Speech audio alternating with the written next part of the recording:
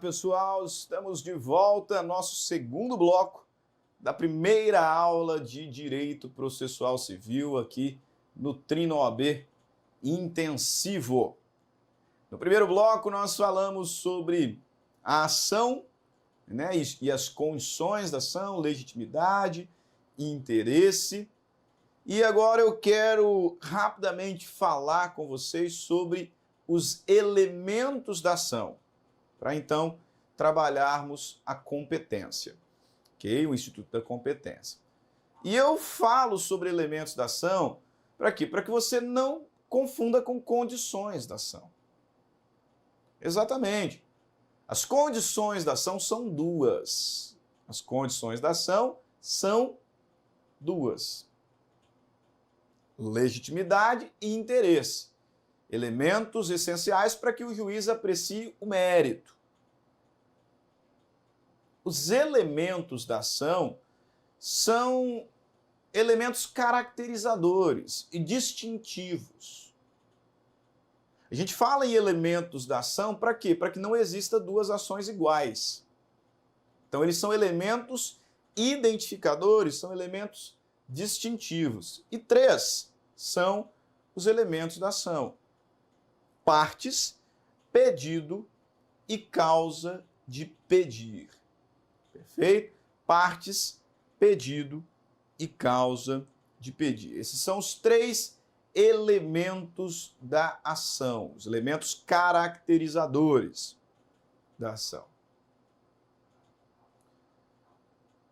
Por meio desses elementos, a gente consegue evitar, como eu disse, a identidade, a simultaneidade de ações idênticas.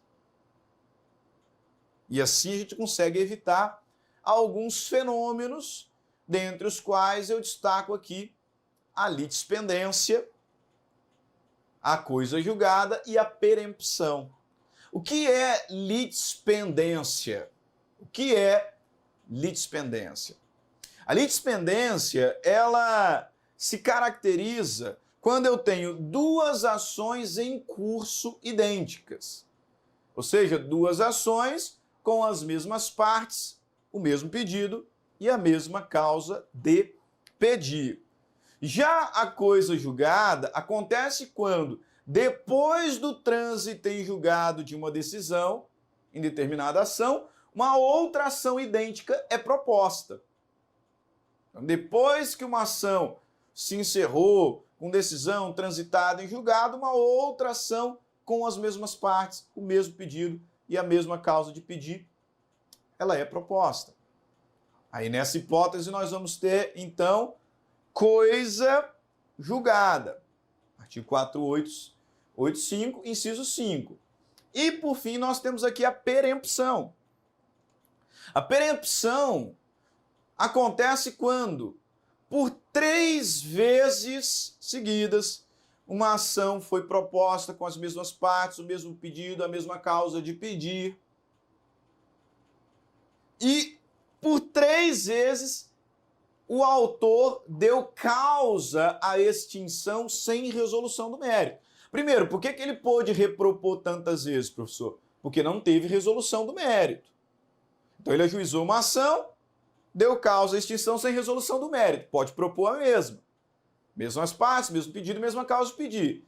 Fez, deu causa por desistência à extinção do feito sem resolução do mérito, por inércia.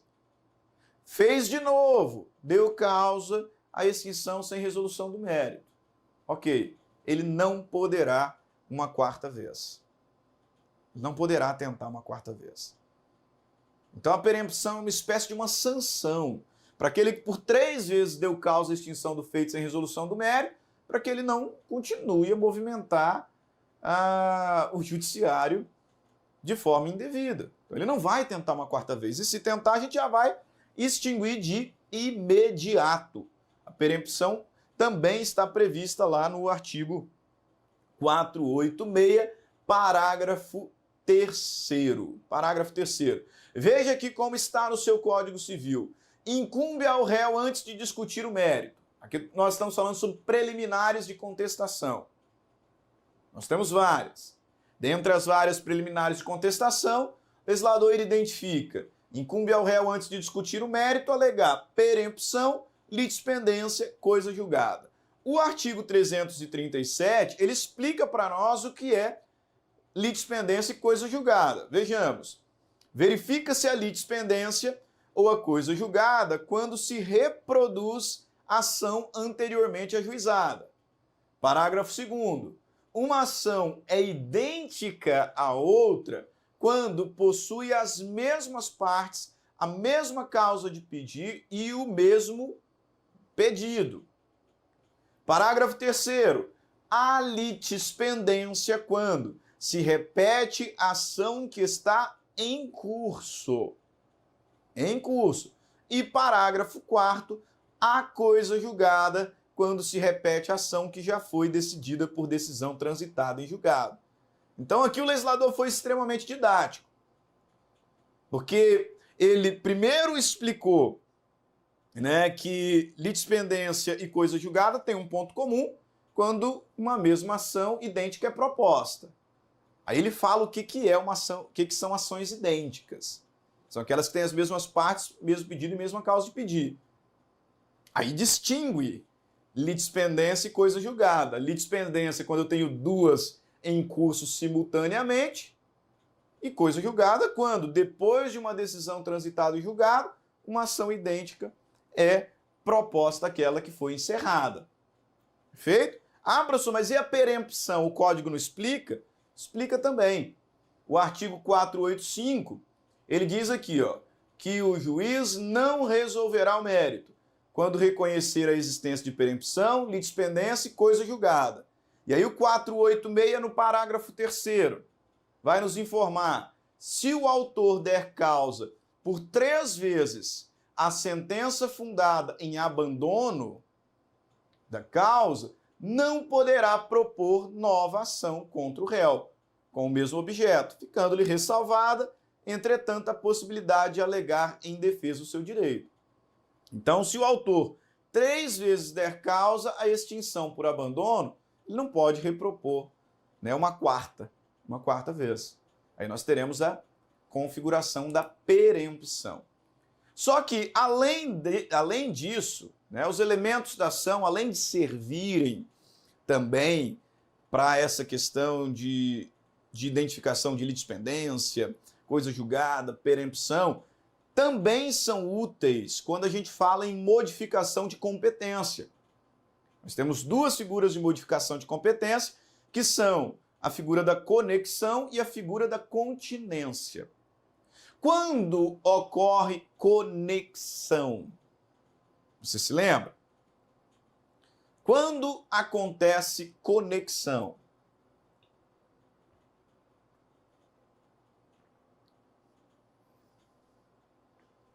E aí? Conexão, senhores, acontece quando nós temos mesma causa de pedir ou mesmo pedido. Ou, olha o texto da lei. Artigo 55. Reputam-se conexas 2 ou mais ações quando lhes for comum o pedido ou a causa de pedido.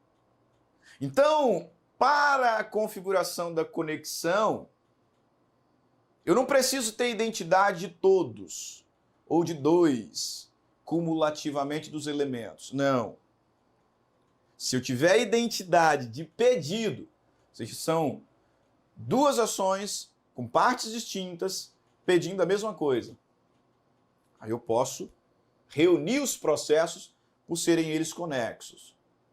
Ou quando idênticas forem as causas de pedido. Talvez os pedidos sejam diferentes, mas a causa de pedir é a mesma. O João, em alta velocidade, bateu no meu carro e eu acabei batendo em você. Então o João me causou dano, o João causou dano a você. E ele se recusou, machão, se recusou a indenizar qualquer um de nós 2. Aí eu ajuizei uma ação indenizatória. E você também ajuizou uma ação indenizatória contra o João. Ações autônomas. Por uma questão de economia processual e desafogo do judiciário, observe que a causa de pedir é a mesma. Essas ações são conexas. E aí o legislador autoriza que elas sejam reunidas num só processo. A causa de pedir é a mesma. O que me levou a processar o João é a mesma coisa que te levou a processar o João. Então nós temos identidade de causa de pedir. E por conta disso, as ações poderão ser reunidas. À luz do artigo 55, mais uma vez, reputam-se conexas duas ou mais ações quando lhes for comum o pedido ou a causa de pedir. E a continência? A continência você tem que ter um pouco mais de cuidado. Presta bastante atenção aqui no que eu vou falar para vocês. A continência,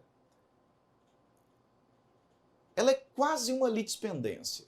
Às vezes até será. E já explico. Por quê? As ações elas serão continentes quando elas tiverem as mesmas partes, a mesma causa de pedir e o pedido de uma for mais amplo do que o pedido da outra. Peraí, professor. Veja bem que a continência ela é inclusive mais rara, né?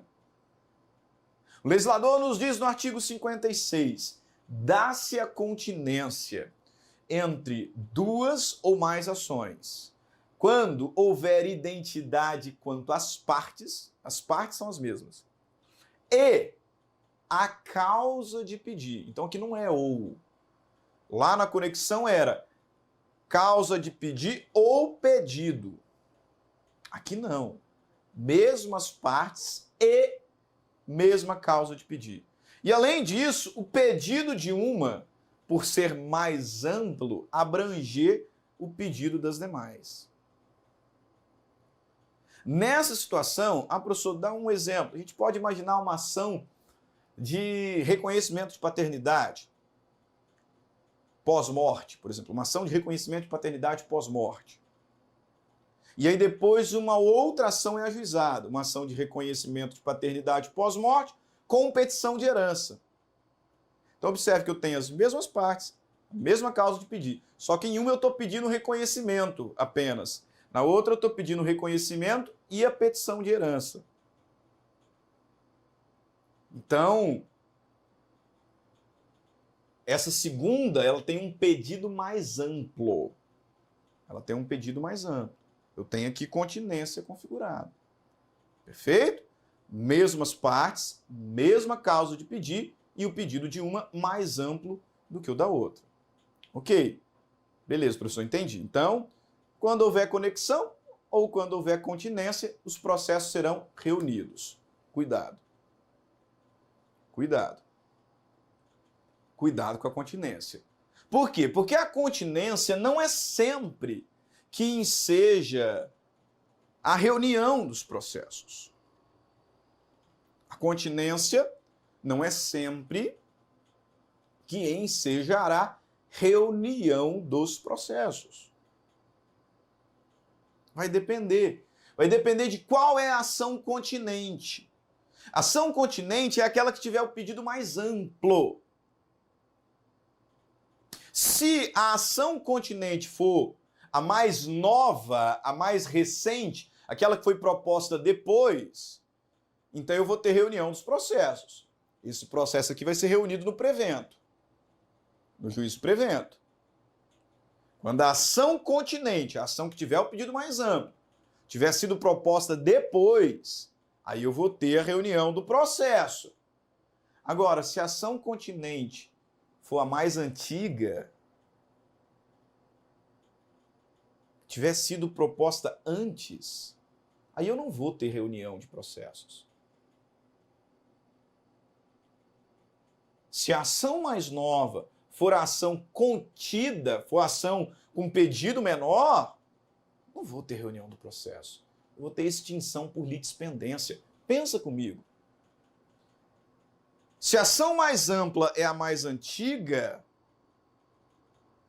ela foi proposta antes, seja, a ação que foi proposta depois ela é a menor, essa ação que foi proposta depois ela tem identidade de todos os elementos, mesmo as partes, mesmo pedido, mesma causa de pedir. E aí? Aí é litispendência, extingue o feito.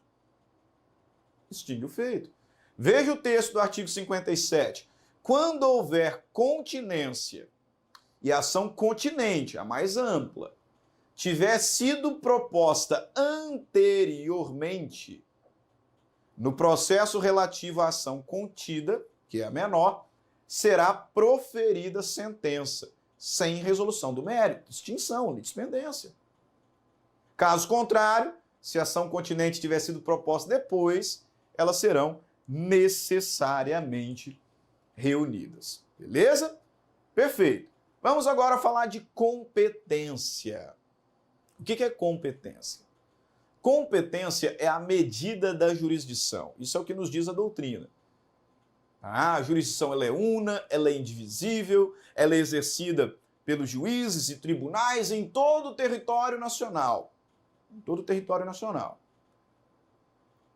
Mas as regras de competência fixam os limites de atuação de cada órgão jurisdicional, de cada agente investido de jurisdição.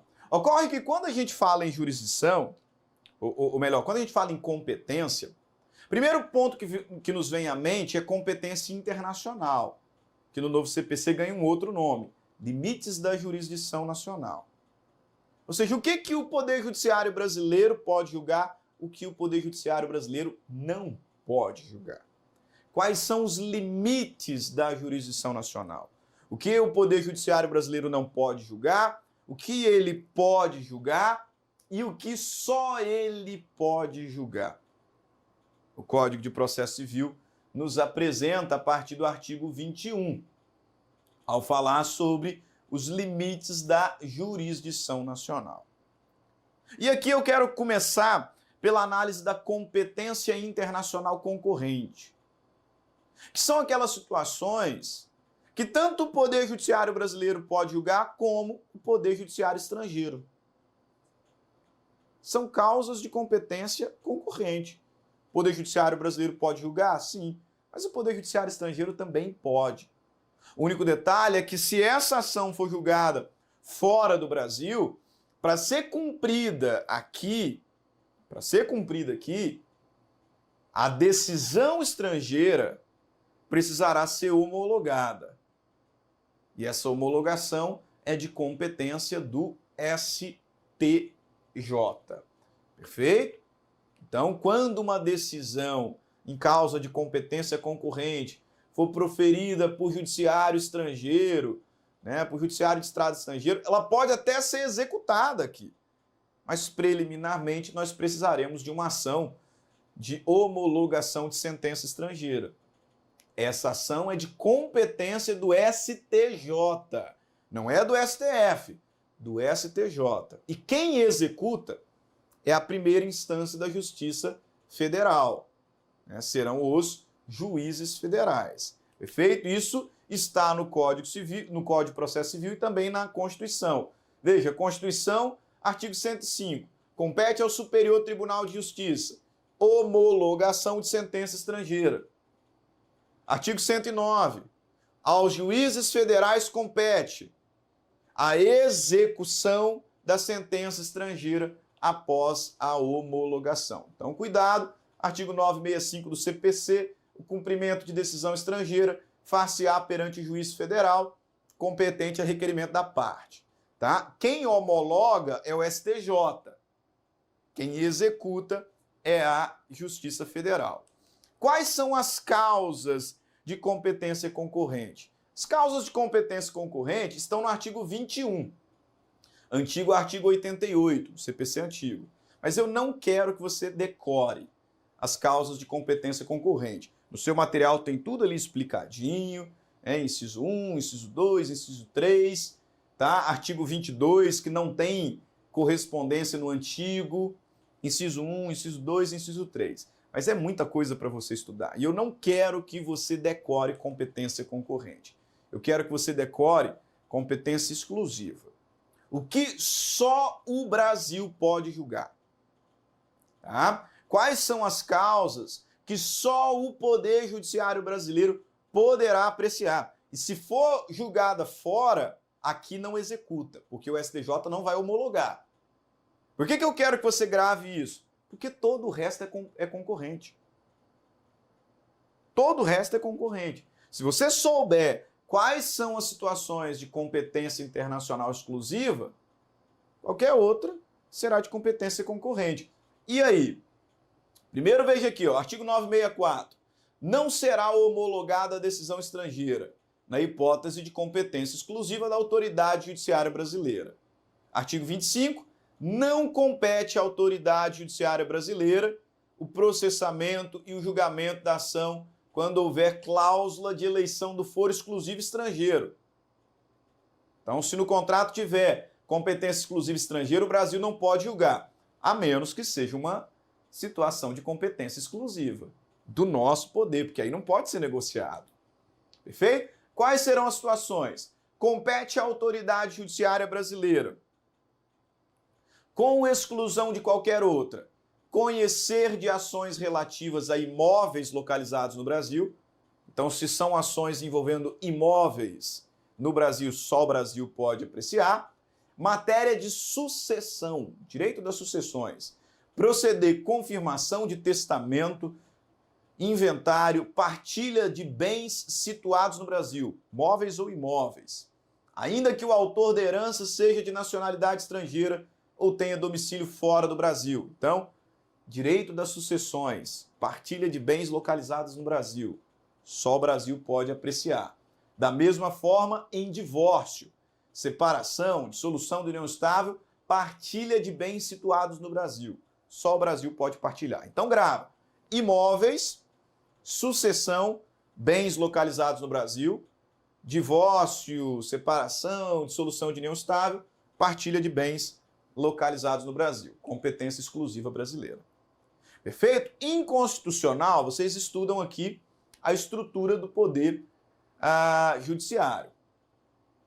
E para eu identificar onde que eu vou ajuizar a minha ação, na justiça especial, na justiça comum, na primeira instância, na segunda instância, se eu já vou lá para o Superior Tribunal de Justiça, a gente precisa fixar a competência, identificar a competência.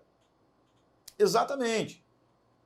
Veja, quando você, na sua segunda fase, estiver lá elaborando a sua petição inicial que vai cair, o primeiro ponto da sua petição será o endereçamento. E nesse endereçamento você tem que delimitar a competência, identificar para onde você vai mandar essa ação. Para onde você vai mandar? Dentro daquele quadrinho da estrutura do poder judiciário, eu estou aqui na justiça militar, eleitoral, trabalho, é justiça comum, federal ou é justiça estadual? Né? Será que eu posso já começar na segunda instância? Tudo isso é estabelecido com base nos critérios que delimitam a competência. Esses critérios são 5. São 5. Nós temos 5 critérios definidores da competência. Agora pensando nacionalmente. Quais são esses critérios? Em razão da matéria. É um contrato de emprego ou é uma prestação de serviço? Então vai para a Justiça do Trabalho ou vai para uma vara civil? Qual é a matéria que está sendo discutida? É a dissolução de uma sociedade de fato ou é a dissolução de uma união estável? Vai para uma vara civil ou vai para uma vara de família? Então, qual é a matéria que está sendo discutida? Além disso, em razão da pessoa, né? Eu estou aqui numa ação que é proposta contra a Fazenda, então eu não posso ir para uma vara civil, eu tenho que ir para uma vara da Fazenda. Algumas pessoas, elas devem ser processadas na Justiça Federal, outras devem ser processadas na Justiça Estadual. Algumas pessoas serão processadas já lá no STJ, você bem sabe, nesse cenário que nós estamos vivendo. Então, quem é a pessoa da parte? Para eu saber quem deve julgar o caso. Critério funcional. Existem algumas ações que são de competência funcional de certos órgãos. Por exemplo, uma ação rescisória, eu não processo no piso. Uma ação rescisória, ela será ajuizada já no tribunal. Um IRDR, já no tribunal. Uma ação para revisão de tutela antecipada estabilizada. Vai para o mesmo juízo que proferiu a decisão que concedeu a tutela. Então, existem algumas situações que, em razão da função, o processo tem que ir para lá, para aquele órgão jurisdicional, para aquele juízo. Além desses três critérios, matéria, pessoa, função, nós temos ainda o critério territorial. Onde que essa ação será processada? Em Cuiabá, em Rondonópolis, em São Paulo, em Curitiba, em Vitória? Onde que essa ação será proposta? Critério territorial. E o valor da causa. E o valor da causa. Porque você bem sabe que o valor da causa pode, por exemplo, influenciar em se essa ação será no juizado especial ou se será na justiça comum. Perfeito? Então, esses são os 5 critérios que servem para identificar qual é o órgão competente. Qual é o órgão competente? Se você errar, então nós vamos ter incompetência. Incompetência. Perfeito? Se você errar, nós vamos ter incompetência. Ocorre que quando a gente fala em incompetência, existem 2 espécies. A incompetência ela pode ser absoluta ou relativa. A incompetência do juízo pode ser absoluta ou relativa. Quais são as diferenças entre incompetência absoluta e relativa? Já estamos chegando na reta final da nossa aula. Então, de forma bem objetiva, incompetência absoluta, ela viola a norma de interesse público. A incompetência relativa viola a norma de ordem privada, de interesse particular. Por conta disso, a incompetência absoluta deve ser declarada de ofício pelo juiz. Se o juiz perceber que é incompetente, absolutamente, ele deve de ofício cravar. Agora, a incompetência relativa não. O juiz não pode se declarar de ofício relativamente incompetente. A parte interessada tem que alegar. Tanto uma como a outra devem ser alegadas na contestação. Hoje a gente não tem mais exceção de incompetência.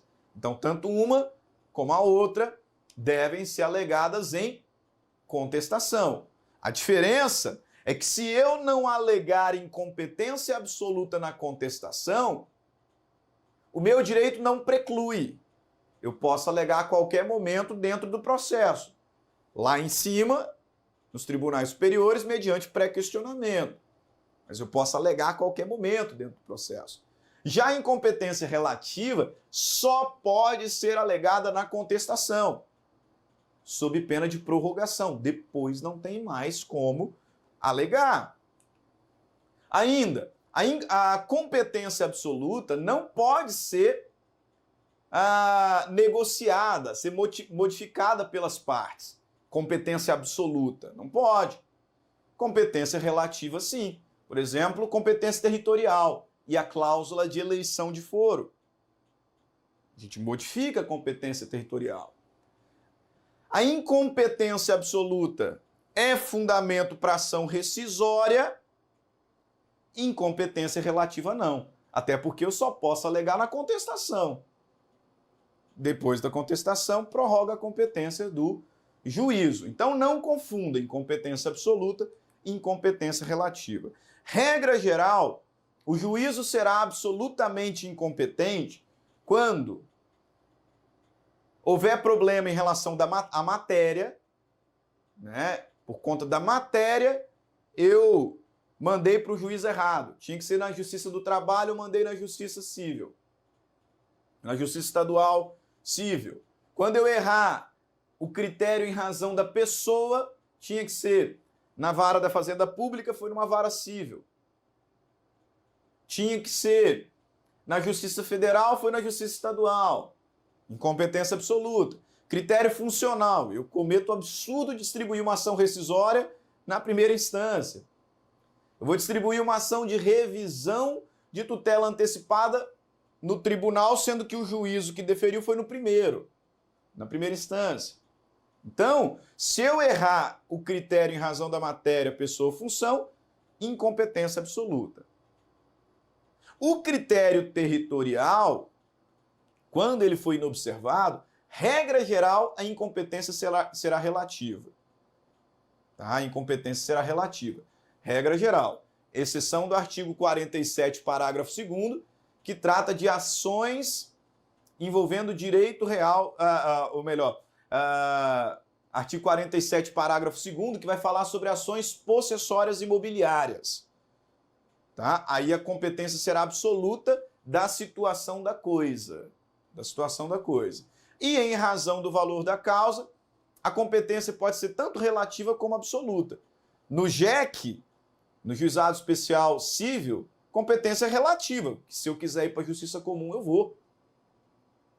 Agora, no GEFAS e no JEF, Juizado Especial Federal, Juizado Especial da Fazenda Pública, até 60 salários mínimos, eu tenho que ir para lá.